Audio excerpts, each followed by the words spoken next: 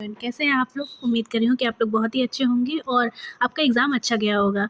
अगर आपने इस बार दिया है तो, अगर नहीं दिया है तो कोई बात नहीं। अगर आप टारगेट कर रहे हैं जून 2025 को, तो हम इस वीडियो में यही बात करेंगे कि हमें सेक्शन ए के लिए कैसे पढ़ाई करनी है, ठीक है? तो सेक्शन बी और सेक्शन सी तो हमारे सिलेबस हमें पता है, और सेक्शन ए के लिए हमारे सिलेबस मैंने पिछले वीडियोज़ में डाली हुई है। तो वो तो मैंने उसके लिए डाली थी कि जो इम्पॉर्टेंट टॉपिक्स हैं, जो आप तुरंत पढ़ के जाएँगे और एग्ज़ाम में देंगे। बट अभी हमारे पास सफिशिएंट टाइम है 3 महीने का, और सेक्शन ए को कंप्लीट करने के लिए मोर देन सफिशिएंट है, ठीक है? तो इस वीडियो में हम यही बात करेंगे कि हमें सेक्शन ए की तैयारी कैसे करनी चाहिए। What should be our strategy to start the preparation for section A. Now इस वीडियो में यही बात करेंगे। तो हम लोग पहले सेक्शन ए के बारे में जानते हैं कि सेक्शन ए में जो होता है वो 20 क्वेश्चंस आते हैं जो कि जनरल एप्टीट्यूड के होते हैं। सो बेसिकली वो हमारे 6, 7, 8, 9, 10th से रिलेटेड मैथ्स के, कुछ एबिलिटीज़ के, कुछ ग्राफ्स के, सब तरीके के क्वेश्चंस पूछते हैं। ब्लड रिलेशंस के क्वेश्चंस रहते हैं, जिनमें से हमें सिर्फ 15 अटेम्प्ट करना होता है। अगर हमारा टारगेट रहता है कि 15 में से भी हम अगर 12 सही स्कोर कर देते हैं तो भी हम अच्छे मार्क्स स्कोर कर लेंगे, ठीक है? So numerical ability, logical reasoning and data interpretation, इसी से रिलेटेड क्वेश्चंस आते हैं। तो ऐसा कोई बहुत ही ज़्यादा हार्ड क्वेश्चंस नहीं आते, हाँ, बट हमारा जो है वो प्रैक्टिस छूट जाता है इस फील्ड में, तो इसके वजह से हमें इसमें सॉल्व करने में दिक्कत आती है। सो हमारा सिलेबस में क्या क्या पढ़ना है, हमें न्यूमेरिकल एबिलिटीज़ में percentage, ratio, average, profit loss, time and work, ये सब जो है वो इंपॉर्टेंट टॉपिक्स हैं, ठीक है? सो न्यूमेरिकल एबिलिटीज़ में नंबर सीरीज़ भी है, सो इसमें मैं ऐड करना भूल गई हूँ। और लॉजिकल रीजनिंग में आ गया series, decoding, blood relation, syllogism, ये सब आते हैं। डाटा इंटरप्रिटेशन में डिफरेंट टाइप्स ऑफ चार्ट्स आते हैं, graphs, bar, line, pie chart, table है। तो इस तरीके का जो है वो क्वेश्चन इसी सब से रिलेटेड पूछते हैं। सो हमारे पास अभी 3 महीने का टाइम है, और हमारा टारगेट क्या होना चाहिए? सो हमें पहले मंथ में अपने कॉन्सेप्ट की बिल्डिंग पे फोकस करना चाहिए। तो आप जो पार्ट बी और पार्ट सी के लिए पढ़ाई कर रहे हैं, आप उस पर ज़्यादा फोकस करिए। इसके लिए हम सिर्फ अगर आधा या 1 घंटे अगर अपने पूरे उस स्केड्यूल में से अगर देंगे, तो इसके लिए मोर देन इनफ है, और हमारे पास अभी सफिशिएंट टाइम है, तो हम इसको अच्छे से कवर कर पाएंगे। सो फर्स्ट वीक में हमें कॉन्सेप्ट बिल्डिंग पे ध्यान देना है। बेसिकली आप देखिए कि आपको उसमें से क्या क्या आ रहा है, कौन कौन से फार्मूलाज है, क्योंकि हमें बहुत दिन से उसकी हमारी प्रैक्टिस छूट जाती है, तो हम उसके फार्मूलाज भूल जाते हैं या उसको अप्लाई करना भूल जाते हैं। ऐसा होता है क्योंकि हमारा सिलेबस, हमारा कोर्स टोटली अलग हो जाता है, राइट? और न्यूमेरिकल एबिलिटीज़ को हमें सेकेंड वीक में करना है, लॉजिकल एंड रीजनिंग को हमें भी उसी वीक से करते रहना है। मंथ 2 में हमें टारगेट करना है कि हमें डाटा इंटरप्रिटेशन और एडवांस क्वेश्चंस आ जाए, ठीक है? मंथ 3 में हमें रिवाइज करना है, सॉल्व करना है प्रीवियस ईयर के क्वेश्चंस को, ठीक है? सो ये हमारे 3 महीने के स्ट्रैटेजी है। सो ये तो हमारा सिर्फ सेक्शन ए की तैयारी के लिए मैंने ये बनाया है डेली स्टडी रूटीन, बट आप इसको चाहे तो फॉलो कर सकते हैं, चाहे तो नहीं भी फॉलो कर सकते हैं, क्योंकि हमारा बेसिक मेन कंटेंट होता है बी और सी को।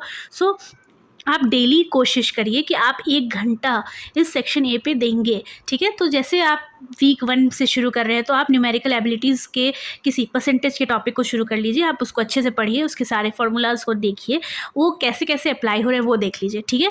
वो बहुत ईजी है क्योंकि हमने उससे बहुत ही बार पढ़ रखा है, ठीक है? और परसेंटेज हमें किसको नहीं निकालने आता होगा, ठीक है? और फिर आप क्या करिए कि जो प्रीवियस ईयर के क्वेश्चंस दिए हैं या प्रीवियस ईयर के क्वेश्चंस, उसको खुद से सॉल्व करने का कोशिश कीजिए उन ही 1 घंटे में।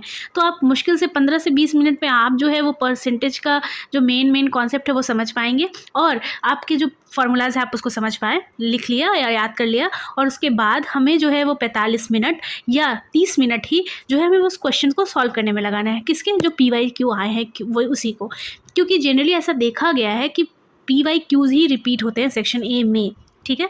और 30 मिनट हमें जो फार्मूला रिवीजन के लिए लगाना है, और वीकली जो है हमें एटलीस्ट मॉक टेस्ट सॉल्व करना है। रेफरेंस के लिए आप क्या क्या यूज़ कर सकते हैं? तो मेरे हिसाब से आप CSI नेट जनरल एप्टीट्यूड की कोई भी बुक मंगा लीजिए, या बाई क्राइस्ट की बुक मंगा लीजिए, इसकी बुक्स अच्छी हैं, ठीक है? क्वांटिटिव एप्टीट्यूड के लिए आप RS अग्रवाल, इससे अच्छी बुक कोई नहीं है। ऑनलाइन प्लेटफॉर्म बहुत सारा है, आप मेरे चैनल से अगर आप बोलेंगे तो मैं उस पर वो वीडियोज़ डालने वाली हूँ।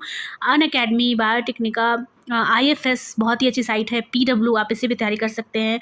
प्रीवियस ईयर के क्वेश्चंस लगा लीजिए, या उसके जो सॉल्यूशन है अगर आपको समझ में नहीं आ रहा है तो कभी कभी सॉल्यूशन देखकर भी समझ सकते हैं। तो क्या करिए कि आप पहले एक बार सॉल्यूशन देख लीजिए, फिर उसको 2-3 दिन के बाद उस सॉल्यूशन को अपने हिसाब से सॉल्व करने का कोशिश कीजिए। टिप्स क्या है? मास्टर करिए शॉर्टकट फॉर फास्ट कैलकुलेशन। हमें कोशिश करना है कि हम इसका सबका शॉर्ट ट्रिक एक अच्छे से एक बड़े से चार्ट पे हम थोड़ा उसका जो है फॉर्मूला बना लें, ठीक है? हमें क्या है, हम लोगों को लगता है कि हमें सब आना चाहिए या हम सब क्वेश्चन को अटैम्प्ट कर लें या हमने जितना पढ़ के रखा है उसको सॉल्व कर लें, नहीं। पर हमारा बेसिक टारगेट यही होना चाहिए किसी भी एमसीक्यू और कॉम्पिटिटिव एग्जाम में कि हमें एलिमिनेट करना आना चाहिए।